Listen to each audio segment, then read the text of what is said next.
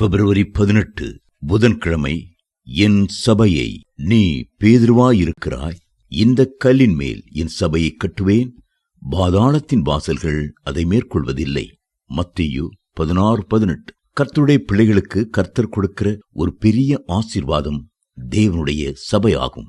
அதுவே கர்த்தருடைய ஆலயம். கர்த்தருடைய ஆலயத்தை ஒருபோதும் பாதாளத்தின் வாசல்கள் மேற்கொள்ளவே முடியாது. சபையோடும் விசுவாசிகளோடும் தேவ ஊழியர்களோடும் ஐக்கியம் வைத்திருக்கிறவர்கள் ஒருபோதும் அசைக்கப்படுவதில்லை. சபையை குறித்து கர்த்தர் 3 வாக்குத்தத்தங்களை கொடுத்தார். நான் என் சபையை கட்டுவேன், சபைக்கு பரிசுத்த ஆவியை அனுப்புவேன், சபைக்காக திரும்ப வருவேன் என்பதே அவை. சபையை தேவனுடைய நகரம் என்று அழைக்கலாம். சபையை உன்னதமானவர் வாசம் பண்ணும் பரிசுத்த ஸ்தலம் என்றும் கூறலாம்.